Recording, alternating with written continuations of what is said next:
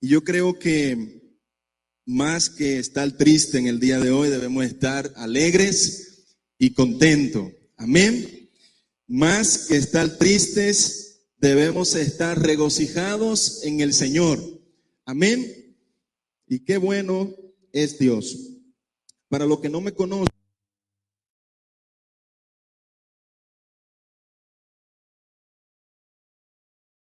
misionera, la Gran Comisión de la Torre, mi pastor Adelso Rosa Reyes, y también estamos sirviendo en la coordinación de la zona norte en la nueva gestión de la Juventud Alianza. Así que estamos para servirle, estamos a sus órdenes. Amén. Yo quiero en esta mañana tomarme algunos minutos y compartir lo que Dios ha puesto en mi corazón. Yo quiero que usted vaya a la primera epístola del apóstol San Pedro, al capítulo 1.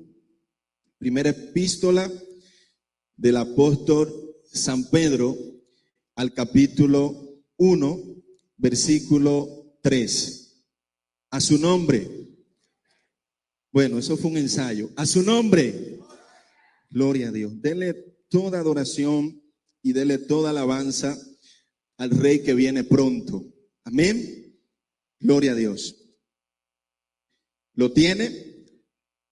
Mire lo que dice en el capítulo 1, versículo 3. Bendito el Dios y Padre de nuestro Señor Jesucristo, que según su grande misericordia nos hizo renacer para una esperanza viva por la resurrección de Jesucristo de los muertos, para una herencia incorruptible, incontaminada e inaccesible, reservada en los cielos para vosotros. Amén. Denle un aplauso al Señor en esta mañana y dígale al que está a su lado, una esperanza viva. Dele la mano al que está a su lado y dígale, una esperanza viva. Es el tema con el cual quiero compartir con usted en esta mañana. Es interesante cuando uno estudia a través de la luz de la palabra el plan perfecto y divino de Dios. Nosotros sabemos que desde el principio, quiero hablar algunos antecedentes para que me puedan entender bien. Oro a Dios y oraba en mi espíritu para que usted pueda entender lo que Dios ha puesto en mi corazón. Usted sabe que desde el principio Dios creó los cielos y la tierra, y que en el plan perfecto de Dios, cuando crea el huerto de Edén, dice que Dios quería poner a alguien a gobernar en el huerto de Edén. Y usted se encuentra en el libro de Génesis, capítulo 3, capítulo 2, que Dios forma al hombre del polvo de la tierra. Y dice que Dios le dijo al hombre que enseñoreara sobre todo lo que estaba en el huerto.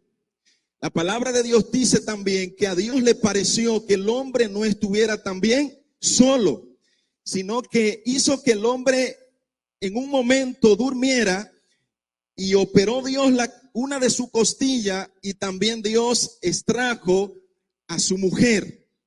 Y dice la palabra que en el huerto de Edén era una vida perfecta, porque en el huerto no existía el pecado, en el huerto no existía la maldad, en el huerto no existía la calumnia, no existía ninguna clase de mal.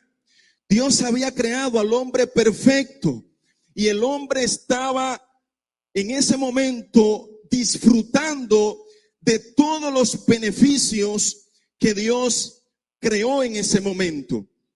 La palabra de Dios dice, y si usted ha estudiado la Biblia, en el libro de Ezequiel capítulo 28, habla donde Satanás, que estaba en el cielo, hay cierta característica que Ezequiel da en ese capítulo. Y dice que era un querubín perfecto. Dios lo había adornado, existía en el cielo, pero en el momento que él sintió en su corazón ser semejante a Dios, fue destronado del cielo. Y cuando el primer hombre y la primera mujer estaban en el huerto, como acabé de decir, Satanás, como siempre, ataca a aquellos que buscan hacer la voluntad del Señor. Siempre ese es su objetivo. Y por eso usted se encuentra en Génesis que Satanás se le revela a través de una serpiente al primer hombre y a la primera mujer. Recuerde que en el huerto existían dos árboles, el árbol de la vida y el árbol de la ciencia del bien y del mal. Y cuando yo estudiaba esto, yo me preguntaba, pero ¿por qué Adán y por qué Eva no comieron del árbol de la vida y tuvieron que enfocarse en comer o en mirar lo que Dios le había prohibido y comer del árbol del bien y del mal? Muchas veces a nosotros como cristianos, como hijos de Dios, sabemos que hay cosas prohibidas que a Dios no le agradan y Él no aprueba eso que nosotros hagamos a su nombre. Y si usted ha estudiado esta historia en Génesis, se va a dar cuenta que la serpiente sedujo a la mujer y luego también el hombre cayó y se abrió una brecha para que el pecado entrara a la humanidad. Yo me imagino a Satanás celebrando y diciendo, me sacaron del cielo porque quise ser semejante a Dios, pero no me voy a rendir. Ahora estoy aquí en la tierra y voy a hacer caer la creación perfecta de Dios. Y así fue, porque el primer hombre y la primera mujer cayeron. Ahora, algo que yo meditaba en este pasaje, si usted va al capítulo 3, en el verso 15 de Génesis, usted se va a encontrar que Dios maldijo a la serpiente. Y en el versículo 15, usted lo puede buscar en su Biblia, Dios puso enemistad entre la sirviente de la mujer y entre la sirviente de la serpiente, y que luego es una profecía que se cumplió años más adelante, porque estaba hablando de Jesucristo, de que Satanás lo iba a herir en el cancañar, en el pie. Es algo figurativo de lo que iba a pasar con Cristo y que los profetas, como desde el principio, a través de la luz de la palabra, hablaron. Por eso usted se encuentra con Isaías. Isaías profetizó y habló y dijo: varón de dolores, experimentado en quebranto. Isaías estaba hablando de Cristo. Cuando usted mira algunos salmos también, cuando David dice: y sus ropas unos a otros la tomaban y la tiraban. Y hay muchos indicios que ya desde el principio se hablaba de lo que iba a pasar con Cristo. Ahora dígale al que está a su lado: Dios tuvo un plan para que Satanás no tuviera el triunfo. Dígale, y si está durmiendo, despiértelo a su nombre. Por eso cuando yo leo este verso en Primera de Pedro, esta esperanza viva fue la esperanza que hizo renacer a toda la humanidad. ¿Por qué hizo renacer a toda la humanidad? Porque cuando el primer hombre y la primera mujer salieron del huerto de Edén, que Dios le dijo: por cuanto ustedes se han escondido. Recuerde que en el huerto el hombre y la mujer podían estar desnudos y no se avergonzaban, dice la Biblia. Pero automáticamente el pecado entró en ellos. Ellos se avergonzaban y cuando Dios los llamaba se escondían a su nombre. Ahora, cuando Cristo viene a la tierra, dice el apóstol Pablo en Filipenses capítulo 2, que se hizo semejante a los hombres, se hizo un siervo y no escatimó ser igual a Dios. Cuando la palabra dice no escatimó, fue que no sintió orgullo en su corazón para no venir a la tierra. Tú eres importante para Cristo y es por eso que en mucha ocasión tú te sientes desanimado, tú te sientes desanimada. Es más, mira, te voy a decir algo más profundo. Muchas veces tú sientes que no quieres venir a la iglesia, que no quieres exaltar a Dios, que no quieres glorificar al Señor, porque estamos en los últimos tiempos y solo aquellos que se enfoquen en mirar a Jesucristo van a entrar al trono de la gracia. Denle un aplauso al Señor.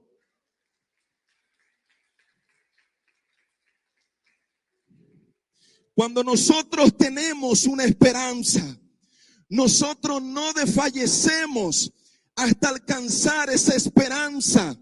Por eso yo recuerdo cuando yo estaba en la universidad, mis padres son divorciados y yo me crié con mis abuelos. Mis abuelos tienen 40 años, 43 sirviendo a la iglesia y todavía tengo esas vivencias cuando yo era un joven y mi abuela me llevaba a la escuela bíblica y yo aprendía de la palabra a su nombre. Y lo que yo te quiero decir es que todo en algún momento tenemos una esperanza. Hay personas que se inscriben en la universidad y ellos quieren hacer una carrera, tienen esa esperanza.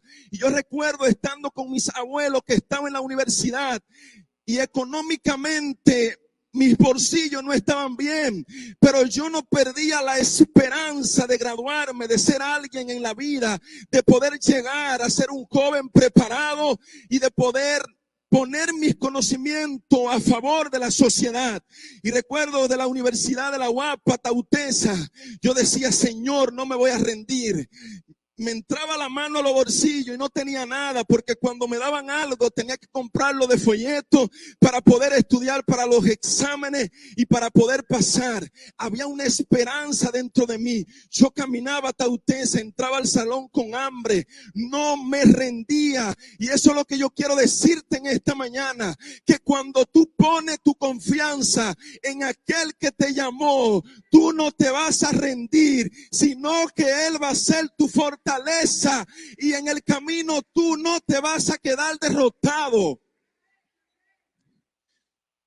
Por eso es que cuando nosotros decidimos aceptar el reto de venir a los pies del Señor Jesucristo, todo no es color de rosa.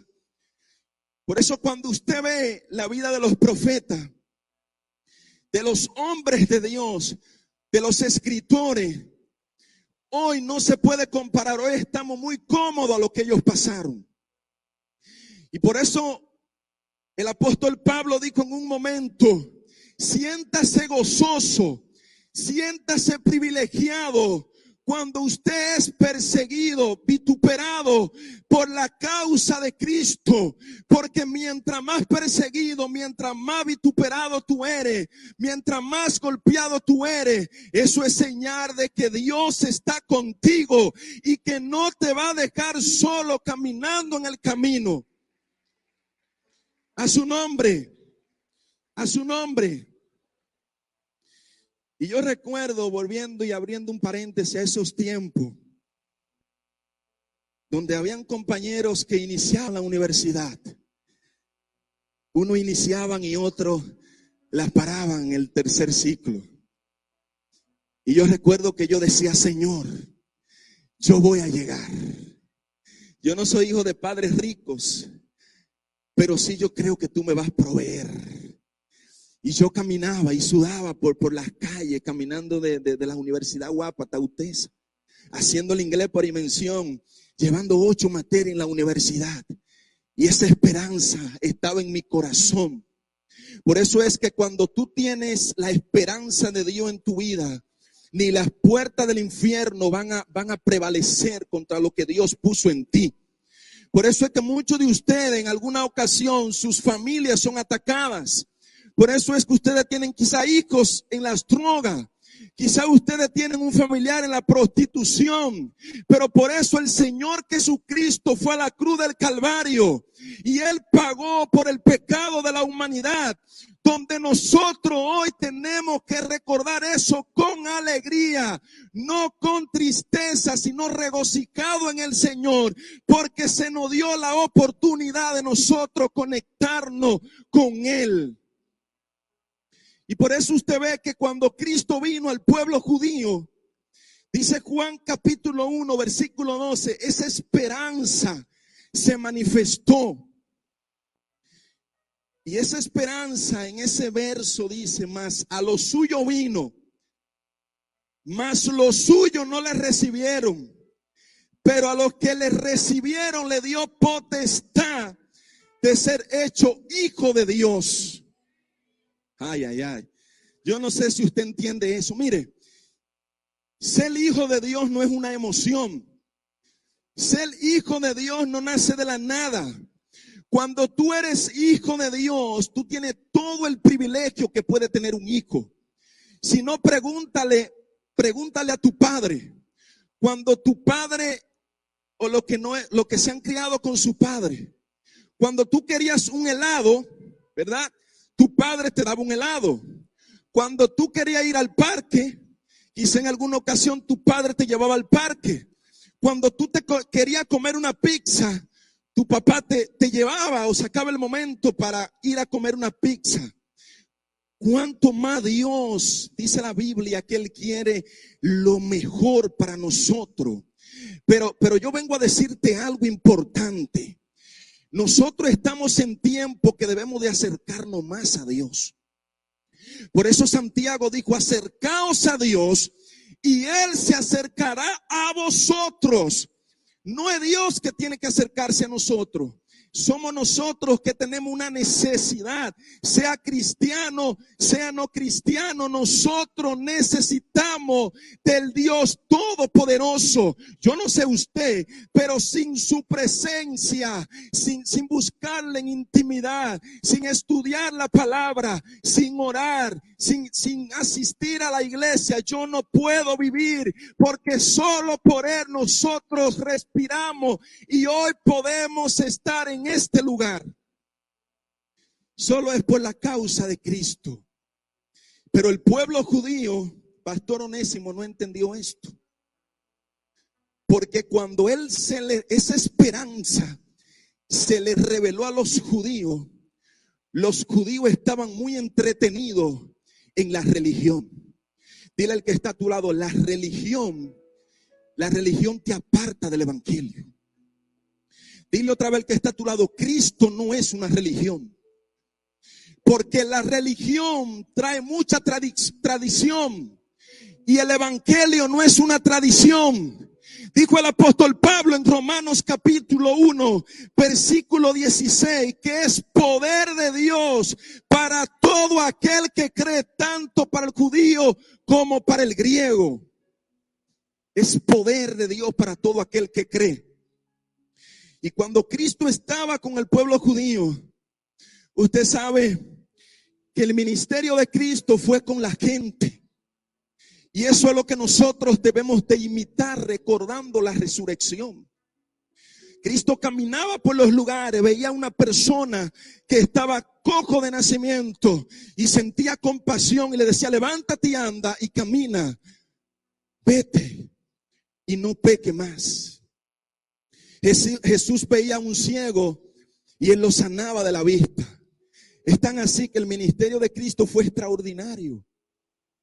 Porque recuerdo una lectura del cojo, cuando el ángel descendía de tiempo en tiempo al estanque de Betesda. Y dice que todo el mundo llegaba a tiempo y el ángel podía tocarlo. Y el cojo en el camino iba, pero no podía llegar a tiempo.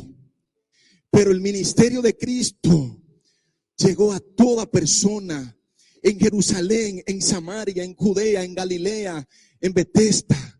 No hubo un lugar en el pueblo judío que Cristo no se hizo sentir. Y por eso Cristo en ese momento se le iba pasando por la ciudad y el cojo estaba triste. Muchas veces como tú te sientes que dice el Señor me ha olvidado. Yo no siento la presencia de Dios. Tengo esta enfermedad que me está matando. Me siento enojado, me siento impotente. No puedo más, Señor, con lo que me está pasando. En muchas ocasiones yo sé que tú te sientes así porque tú eres humano. Y eso te hace entender que tú dependes de Dios y no de los hombres. Aleluya. Yo no sé, Dios mío, con qué iglesia que estoy hablando. Mira, si yo fuera usted, dijera, gloria a Dios, aleluya. No por el predicador, sino para Dios. Es una adoración del corazón. Yo recuerdo a un pastor en la asamblea que decía que nuestra adoración no debe ser motivada por un predicador o por un adorador o por alguien que preside, sino porque debe salir del corazón. Algo espontáneo de tu corazón, algo con devoción, con agradecimiento a su nombre. Dice la Biblia, hermano, que retomando lo que estaba diciendo, que cuando Cristo estaba con el cojo, me imagino que usaba muleta. Él no podía llegar a tiempo, pero cuando se encontró con el que lo puede todo, cuando se encontró con el Nazareno, que solo decía, hágase la palabra, y la gente era sana. Que solo decía, levántate y anda, y la gente saltaba con alegría. Por eso usted veía a los discípulos que no querían despegársele a Jesús. Me imagino que si iba a comer, ahí estaban ellos. Si iba a una ciudad, usted lee, ahí estaban los discípulos. Porque ¿quién de los que estamos aquí no quisiera estar con el Maestro? ¿Quién de los que estamos aquí no quisiera estar con el Dios Todopoderoso? Y por eso cuando el coco se encontró con el Dios grande y poderoso, no tuvo que ir al estanque de Betesda, porque se encontró con el que enviaba el ancla al estanque. Yo no sé si usted puede entender eso. Se encontró con Dios en la tierra. A su nombre. Dice que el cojo saltó, brincó, fue sano, vio la bondad de Jehová. Y eso fue lo que Cristo vino a traer al pueblo judío. Y hoy también nosotros lo recordamos, porque Él viene a buscar una iglesia sin mancha y sin arruga. Una iglesia que se enfoque en mirar el cielo. Una iglesia que se levante en hacer la obra que la palabra de Dios manda. Una iglesia que sepa cumplir cuáles son sus funciones. Y si usted lee la Biblia, la palabra de Dios, que es el libro para mí, no sé para usted, el libro más importante en la historia. Han creado muchos libros, yo he leído muchos libros cristianos, pero nunca he leído un libro tan perfecto, donde no hay errores, que la palabra de Dios. Y aunque los escépticos, que son personas que buscan, como se dice por ahí en el término popular, muchas verdades que no pueden encontrar, la palabra de Dios es genuina. Y la palabra me dice a mí que aunque Cristo fue crucificado, el Dios Padre le levantó de los muertos y que la tumba está vacía, y que si nosotros hoy podemos predicar, podemos pregonar la palabra, es porque Él cumplió su promesa y Dios le levantó de entre los muertos. Del otro aplauso a Jesús. A su nombre. Pero Pedro no habla de cualquier esperanza. Pedro habla de una esperanza que nos hizo renacer. ¿Por qué nos hizo renacer? Porque nosotros estábamos muertos en nuestros delitos y pecados. El hombre estaba separado de Dios. Pero Cristo dijo, heme aquí, Padre. Yo voy a ir al mundo. Porque el mundo necesita del cielo. Recuerde que luego del huerto de Edén, a Dios le había dolido en el corazón haber creado al hombre. Porque yo no sé por qué nosotros nos inclinamos muchas veces por esas cosas prohibidas que a Dios no le agradan, y mejor no optamos por disfrutar de los beneficios que nos enseña la palabra de Dios. Nosotros estamos en un cuerpo carnal, en un cuerpo que desea todos los deseos que a Dios no le agradan. Y no hay uno en este auditorio que pueda decir que en algún momento de su vida no haya sido tentado. Pero Dios, que es grande en misericordia, como estoy hablando, a través de esa esperanza nos motiva a nosotros a estar firme y a no caer. Por eso el apóstol Pablo dijo, el que piense estar firme, mire que no caiga. Pero también el apóstol dice en otro verso, y el que cae, busque la bondad de Jehová. Porque Dios es grande en misericordia. Dios no le agrada a esas personas que quizá creemos que no lo sabemos todo. Si usted mira la vida de Cristo, Él fue manso y humilde de corazón. Y todas las cosas que Cristo hacía, las hacía con humildad. Y la clave, te voy a decir, si tú no lo sabías, la clave para nosotros tener ese acceso libre, en paz, en tranquilidad, la presencia de Dios es siendo humilde. Porque cuando tú eres humilde, Dios te da libre acceso a su presencia. Dios le gusta a los siervos humildes. Dios no le gusta a la gente arrogante. Dios le gusta a la gente que se quebrante en su presencia. Dios le gusta a la gente que le busque. Por eso Jeremías dijo en el capítulo 29, versículo 13, me buscarán y me encontrarán cuando me busquen de todo corazón. Porque Israel en algún momento fue orgulloso. Israel en algún momento se apartó de la gracia y del favor de Dios. Y alguien que se aparta de la gracia y del favor de Dios, dígale que está a su lado, está en peligro. Dígaselo porque esto es serio.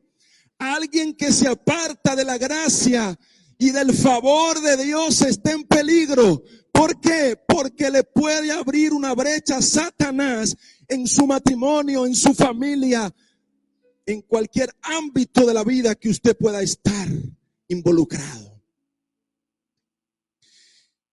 Y esta esperanza es la que nos hace a nosotros conocer que nosotros somos hombres y mujeres débiles, que necesitamos de un Dios grande y fuerte. Un Dios que derrotó a los filisteos. Un Dios que sacó a Israel del pueblo de Egipto. Un Dios que le dio la victoria a Sansón delante de miles de filisteos. Y Sansón con una fuerza increíble para pelear. Nosotros le servimos a un Dios que le dio el espíritu de Jehová a David. Y David le quitaba a las ovejas, a los leones de los cornillos. Nosotros le servimos a un Dios que cuando el pueblo de Israel estaba en el desierto y tenían hambre, le dio del maná, hizo descender pan del cielo. Nosotros le servimos a un Dios que cuando tú te sientes triste, que cuando tú te sientes desamparado, que cuando tú te sientes angustiado, que cuando tú sientes que el ministerio se te está cayendo, que cuando tú sientes que no te puedes levantar, ese Dios te dice aún del polvo de la tierra te voy a levantar. Hijo, hija, no te vas a quedar derrotado. Ese es el Dios que nosotros le servimos. Pero el pueblo de Israel no entendía eso. Que a veces usted se pregunta y dice, pero ven acá, ¿cómo Dios le dice a Moisés, coge la vara, toca la peña para que dé agua y el pueblo pueda beber? Y el pueblo tenía hambre, descendió como decía maná del cielo y Dios hacía maravillas, milagros. Y mientras más Dios hacía cosas, muchos levitas, sacerdotes en el desierto, en la historia de Israel, se rebelaban en contra de los hombres y mujeres que Dios ponía. Y a veces usted estudiando la Biblia, haciendo una observación y pidiéndole a Dios que le ayude a entender la palabra por el Espíritu Santo. A veces uno no se explica esto, pero es porque muchas veces Dios me hacía entender. Nosotros no agradecemos lo que Dios hace con nosotros o en nuestras vidas. Dale que está a su lado, tú tienes que estar agradecido porque hoy tú estás escuchando la palabra de Dios. Porque mientras otros están fuera, sumergidos en el pecado, en la maldad, asesinando, violando, hoy tú puedes estar aquí disfrutando de la presencia de Dios. Dele otro aplauso a Jesús. Porque para siempre es su misericordia y Él es bueno. El ministerio de Cristo no fue una cosa sencilla, pero yo lo predico hoy y usted cuando lo predique o lo lea, léalo con regocijo, como decía y glorificando a Dios. Porque cuando usted estudia los evangelios, usted se va a dar cuenta que cuando Juan el Bautista predicaba en el desierto de Judea para arrepentimiento, y que luego Cristo, cuando comenzó a desarrollar su ministerio, Juan lo bautizó, descendió el Espíritu Santo del cielo, y Dios dijo en ese momento: este es mi Hijo amado en el cual tengo complacencia, sellando, confirmando el ministerio de Cristo. Y luego usted ve todo lo que Cristo hizo en su ministerio. Pero aún así el pueblo judío, muchos no lo aceptaron. Y por eso cuando llegó el momento, llegó la hora, hay un episodio que me llama mucho la atención en la vida de Cristo. Para que usted vea lo grande y maravilloso que Dios, todo lo que hizo por usted.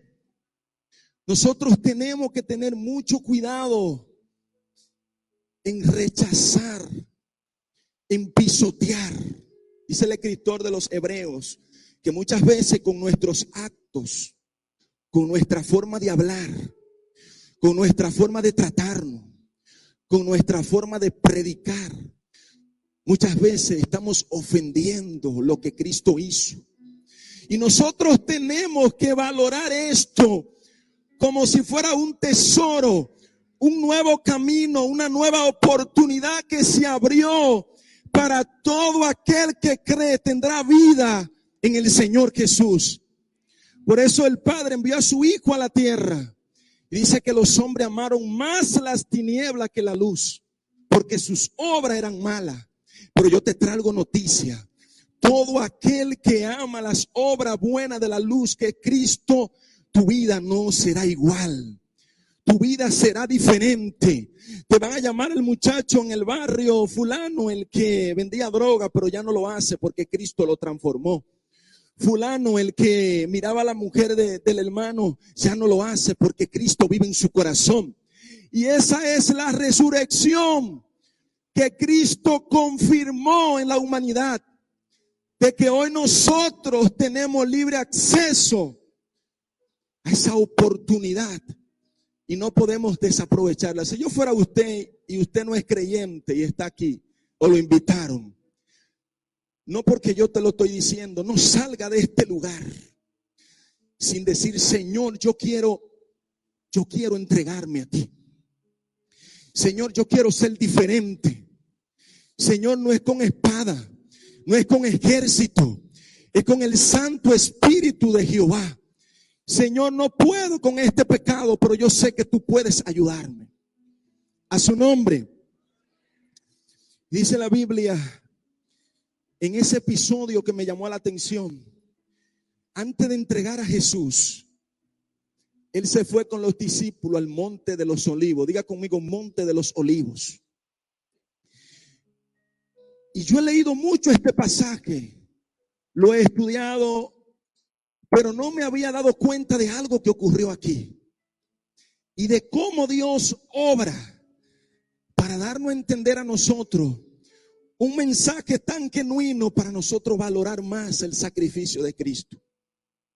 Jesús le dice a los discípulos: casi está llegando mi hora. Yo siento irme al monte a orar.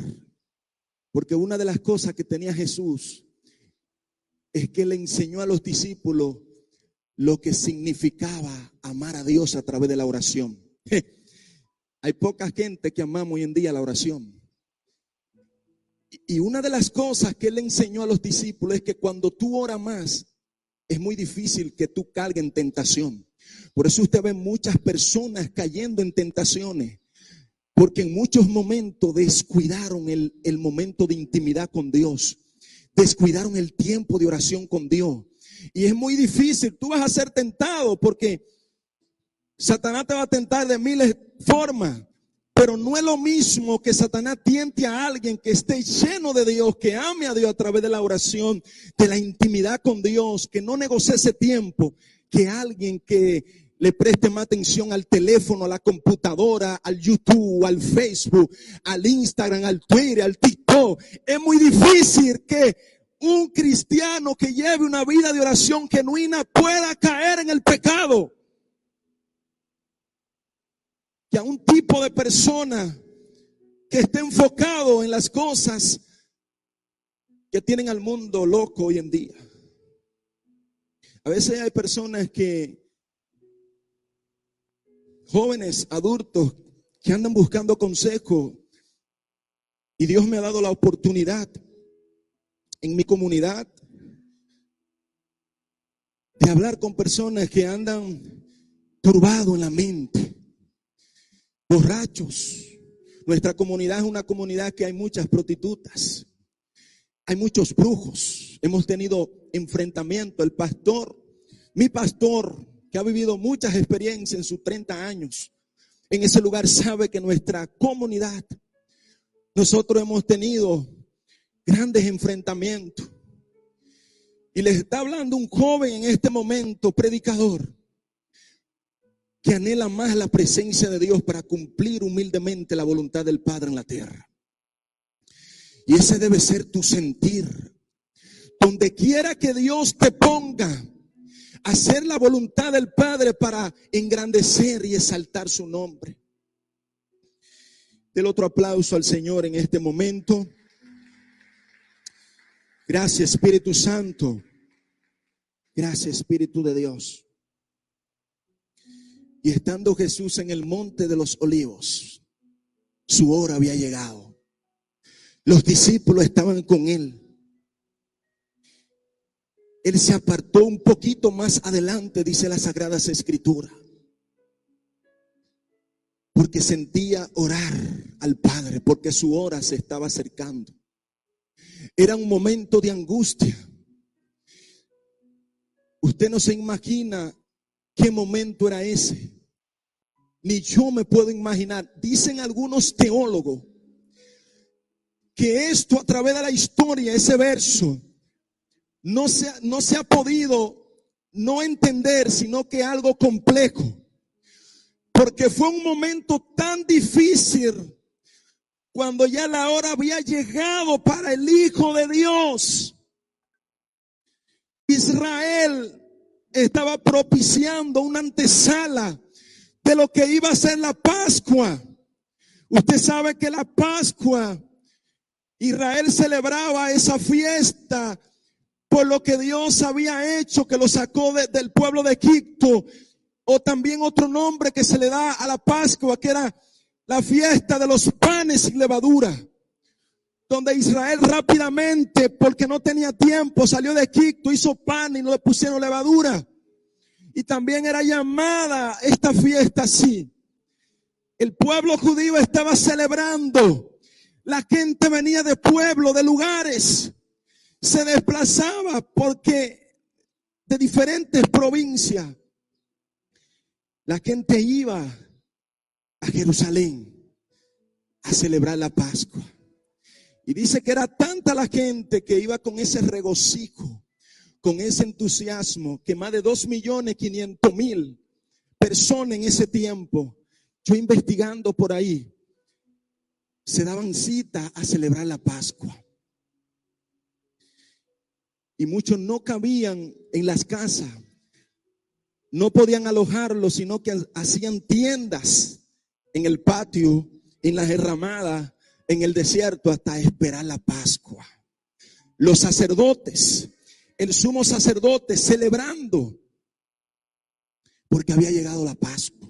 Era costumbre en Israel, pero ellos no sabían que así mismo como en la Pascua, ellos tomaban un cordero y solamente para sacrificar a ese cordero le daban un solo golpe y automáticamente, sin el cordero decir nada, así mismo lo dice la Biblia, lo degollaban y quedaba ahí mismo.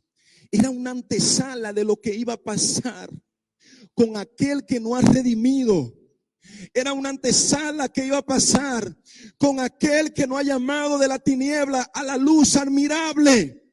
Era una antesala de lo que iba a pasar con el Hijo de Dios en la tierra, que aunque muchos no lo aceptaron, Él cumplió la misión de ir a la cruz, de ir al Calvario. Y estando en el monte de los olivos, estando, como dije ahorita, angustiado. El monte de los olivos, que también se llamaba Getsemaní. Cuando usted mira esto, y fue lo que aprendí, el monte de los olivos, habían olivos. Y del olivo se saca el mejor aceite. Del olivo, cuando lo entran a una prensa, sacan lo mejor. Y lo que estaba pasando con Cristo en ese momento en Getsemaní era que el mismo Hijo de Dios estaba entrando en un proceso de ser procesado para pagar el precio que nosotros merecíamos, pero que Él cargó con eso. Y usted se da cuenta que luego arrestaron a Jesús, lo llevaron ante los sacerdotes, lo llevaron ante el pueblo y le hicieron 2 juicios en Israel. En Israel existía 2 tipos de juicios, y era el juicio religioso y el juicio civil. El juicio religioso, que era por el sumo sacerdote, usted lo ha leído, lo ha estudiado en las clases bíblicas, Anás y Caifás, porque estaban en contra de la obra de Dios. Dile que está a tu lado, ten cuidado, si no te conviertas en fariseo. Dile, tópale, dile, ten cuidado. Ten cuidado. No te conviertas en fariseo. Pero también dile, ten cuidado, no te conviertas en saduceo. Porque los fariseos amaban estar en los primeros asientos. Los fariseos les gustaban hacer largas oraciones. Los fariseos les gustaban confundir a la gente. Y sí, hoy en día puede haber o habemos muchos cristianos que podemos darle una brecha al enemigo para convertirlo en fariseo. Y no dejar que la obra redentora del Espíritu Santo haga de un hombre y una mujer alguien para glorificar a Dios. Los fariseos que amaban más la religión que a la esperanza viva que había llegado a la tierra, porque lo prendían, lo apedreaban, lo sacaban de la sinagoga. Jesús tenía que huir humildemente para que no lo mataran y poder cumplir con lo que el Padre le había puesto. Los saduceos que tenían una doctrina que no creían en la resurrección. ¿Cuántas falacias, hermano, hay hoy en día que no dejan muchas veces que la iglesia pueda tener la verdadera esencia que debe de tener? Y nosotros debemos defender. Decía alguien por ahí, debemos ser apologistas. Un apologista es un defensor de la fe. Que donde usted esté, donde usted hable de Cristo y escuche que no es algo correcto, usted sea humilde y diga, vamos a predicar y vamos a estudiar lo que enseña de verdad las Sagradas Escrituras. Dígale que está a su lado, usted tiene un reto en medio de un mundo caído y que está olvidado de Dios. Usted tiene un reto en medio de un mundo caído y que está olvidado de Dios. En esos 2 juicios que le hicieron a Jesús, el cielo estaba triste. Imagínese usted el padre dando a su hijo. Pregúntese usted, si a usted le dicen ahora mismo, mira, yo voy a reclutar a tu hijo a la Marina de Guerra, pero la condición es que si tu hijo no da, lo vamos a matar y vamos a buscar otro al que dé. ¿Estaría usted dispuesto a dar a su hijo para reclutarlo a la Marina o las Fuerzas Armadas? Y que si él no da en los entrenamientos y se rinde, lo afusilen y lo maten. Jesús estuvo dispuesto, pero el cielo, cuando Cristo fue a la cruz, imagínese cómo se sintió el Padre. Por eso cuando usted lee la historia de Abraham, Dios hizo eso para que cuando usted lo lea hoy entienda el sufrimiento de un padre cuando entrega a su hijo. Abraham con 90 años de edad, esperando un hijo. Tuvo uno porque se desesperó, a Ismael. Porque que a veces la desesperación es parte del fracaso. Y usted dirá, no, porque era a propósito de Dios. No, fue porque Abraham y Sara fueron muy desesperados. Y la mujer le dijo, mira, llégate a la egipcia para que tenga un hijo porque yo no te puedo dar. Pero no era el plan de Dios que eso sucediera. Pero sucedió por la desesperación. Ten cuidado de hacer cosas por tu desesperación. Y cuando Abraham sigue clamando a Dios, es un ejemplo práctico de lo que también iba a pasar con Cristo. Dios le da a Isaac, luego que tiene a su muchacho que lo espera no se sabe cuántos años. Yo creo que Abraham tenía 90 años, 85 ya o más de edad. Dios le dice, mira Abraham, coge tu hijo, ensíllalo en un asno, llévalo al monte y sacrifícalo para mí. Imagínese usted, dice Génesis, cómo se sintió Abraham cuando agarró el cuchillo, amarró a su hijo, lo puso en el holocausto y lo iba a matar. Me imagino que Abraham gritó. Pero como Abraham fue probado en la fe, Abraham amó más a Dios que a su propio hijo y le iba a quitar la vida. Imagínese el padre. Por eso cuando Cristo estaba en la cruz, que usted lo ve en el drama ahorita, y él dijo, Padre, perdónalos porque no saben lo que hacen. Luego de pasar todos esos juicios con los religiosos, el juicio civil con los romanos, porque lo crucificaron, no lo aceptaron. Y sin embargo en la cruz él dijo, Padre, perdónalos porque no saben lo que hacen. Y expiró en ese momento. Su espíritu salió del cuerpo. Y dice que el velo del templo se rasgó. Aleluya. Dios mío, gracias porque hoy podemos hablar de tu grandeza. Dice que el velo se rasgó. Y el velo rasgado representa que hoy nosotros tenemos por la causa de Cristo libre acceso. Aleluya, a nosotros tener comunión con Dios. Ya no hay impedimento. Ya no hay nada que te pueda alejar de la presencia de Dios. Si tú estás aquí, invoca al Señor, el Señor se puede manifestar. Si tú estás en el baño cantando, alabando, glorificando en la habitación. Si tú estás en el patio leyendo un libro, leyendo la Biblia, donde tú invoques el nombre del Señor, Él puede hacer notar su presencia. Y concluyo, hermano, diciendo, regáleme 5 minutos más, que este hecho de la cruz no es para nosotros estar tristes, es para nosotros estar contentos. Y por eso cuando Pedro dice que esta esperanza viva, que fue por la resurrección de Jesucristo de los muertos, porque aunque los guardias ataron el sepulcro con una piedra muy grande, me imagino, recuerden lo que han estudiado este verso, dice que muchos conspiraban creyendo que los discípulos podían robarse el cuerpo de Cristo para que el pueblo siguiera turbado. Pero no fue así. Cristo venció a la muerte. Dije, Cristo venció a la muerte. Y la muerte no pudo detener al Hijo de Dios. La muerte no le pudo retener. Porque fue una promesa dada por los profetas. Y nosotros hoy la podemos predicar y la podemos ver.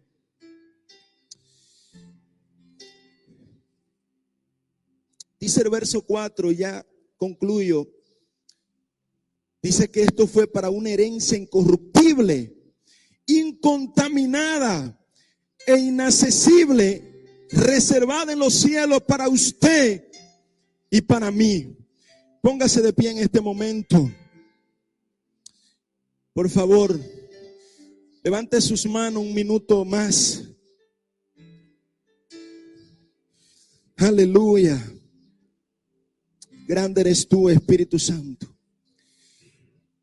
¿Habrá algún amigo aquí en esta mañana?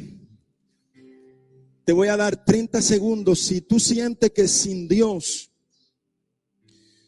tú no eres nada, te voy a dar 30 segundos para que tú levantes tus manos, salga de tu asiento. ¿Habrá algún amigo aquí que quiera hoy? Mire, ¿tú eres un amigo? Ok, vi a alguien que levantó la mano. Usted, hermana. Todos los que son amigos, dejen su mano levantada. El que no es cristiano. El que no es cristiano, deje su mano levantada. El que no es cristiano. Si usted es cristiano, gloria a Dios. Y si lo somos todos que estamos aquí, tenemos un reto grande, ¿verdad, Edis? Tenemos un reto grande de buscar a aquellos que no son cristianos. Si tú no eres cristiano y has llevado una vida que ya no aguanta el modo de vivir, yo te invito a que tú levantes tus manos en tu asiento. Un diácono, alguien va a orar por ti. ¿Tú eres cristiano, joven? ¿Tú quieres a Cristo hoy? Él dice que quiere a Cristo hoy. Dele un aplauso al Señor. Pero déselo con gozo. Déselo con gozo. Porque Dios es grande y poderoso. Usted puede orar con Él. Usted le pregunta si Él siente en su corazón hacer la decisión. Y luego la iglesia, el liderazgo le dará seguimiento en su preparación, en el discipulado. Usted habla con él, hermano Edinson. ¿Habrá otro amigo aquí en esta mañana que quiera a Jesús? ¿Habrá otro amigo?